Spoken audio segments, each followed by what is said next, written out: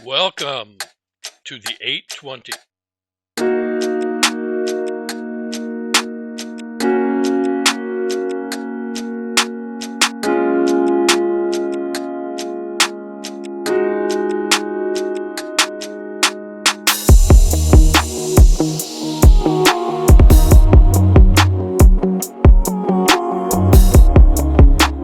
So this week's episode, I'm going to cover photonics related stocks, primarily because the polarizer has not arrived yet.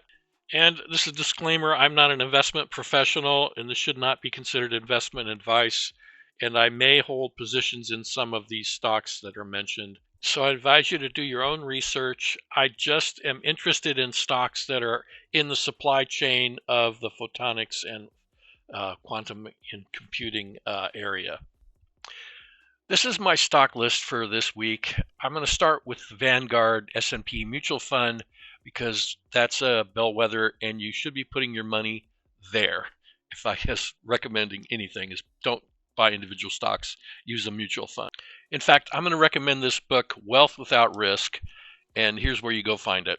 So if we search for Wealth Without Risk, you can find this book for as low as $3.86. That's a pretty good deal, or $2.99.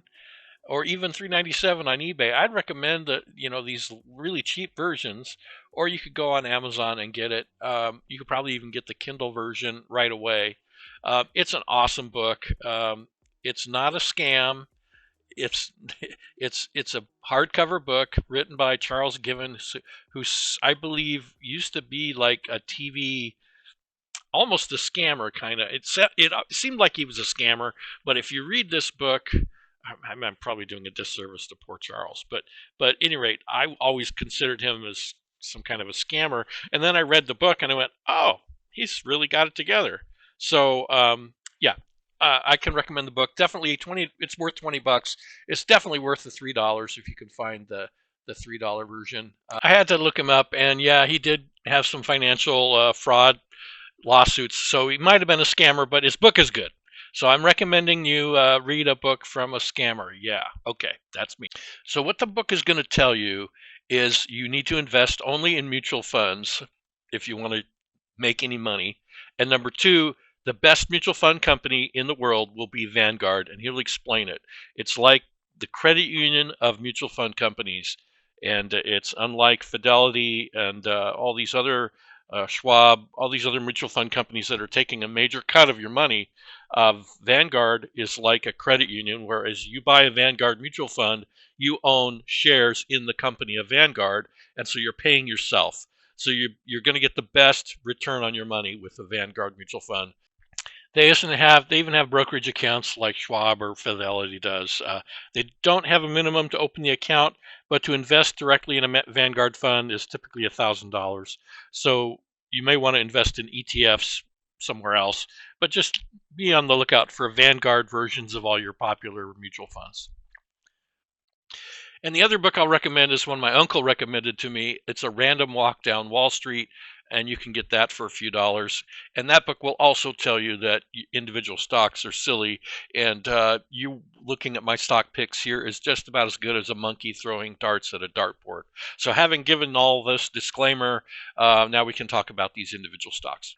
So the first stock is Coherent. It's in green because, of course, it's up 44% from January, so that's pretty awesome. Actually, I didn't have any shares in Coherent because I liquidated some stuff last year for personal reasons. So I ended up buying a couple shares this week, maybe 2 to 4 shares with another order for some more later to get back in. But a lot has happened at Coherent over the last year, I think. They were acquired by 26, which is a materials company, and then that company changed their name to Coherent, and it's a much bigger company now, but still primarily interested in photonics, although maybe more on a military side than before. It's a much bigger company now. They had acquired Finsar, which was a transceiver company that did test equipment for PCI Express and transceivers, which I had shares in, and they were acquired by another company, and then that was acquired by 2-4. So Coherent is now really a big multinational with a lot of different photonics related technology. So the next stock is Inphi, and they were purchased by Marvell, and I didn't realize it. So I'm taking them off the list and replacing them with Marvell. Marvell's a much larger company. I'm because it's so large, it's definitely a player. But I don't know too much about all the different businesses within Marvell. There's a lot going on there. So the next stock that I'm going to talk about is nLight, and this is sort of my favorite of the list because years ago they had this optical transceiver. It was a one-to-many laser transmitter. So if you had a computer, you wanted to send packets to multiple computers simultaneously, it would do this. And it was sort of a supercomputing device. And in reference to the patent that I was fascinated with, which is in another episode, I thought, well, this is optical distribution of digital data, and that's important for a photonics system. And so I wanted to follow nLight. And I looked for that product. It's no longer on their website. They're mainly focusing on lasers and other things. So I'm assuming that either A, it was so good it's top secret, or B, I suspect B, the multiple color transceivers. I think it's DWDM, or there's an acronym for it, I don't know yet. But basically, it's your optical transceiver technology is so good now that this optical one-to-many broadcast device that they had is no longer, economically viable. But they have both a laser division and a military division, and even though their business in China was falling off the past 5 years because of government restrictions for exports to China, they've really improved their sales domestically and are moving into military electronics. And so I think they're a company to watch, and they're local to me. I live in Oregon, and they're across the river in Camas, Washington. The last two companies on the list, Veeco and Axitron, are in the supply chain for manufacturing these devices. Specifically LEDs and laser diodes require crystals be grown on a wafer.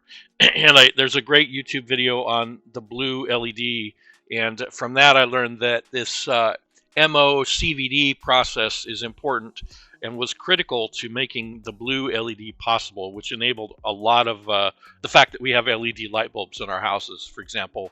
They all have to be built with MOCVD machines. So I thought watching that technology be critical. I don't know anything more than that at this point. So the polarizers arrived this week. These are polarizing film that I can put between the laser and some optical crystals, but I don't have the crystals yet. But that's for next week. So I'm on vacation next week, so the week after.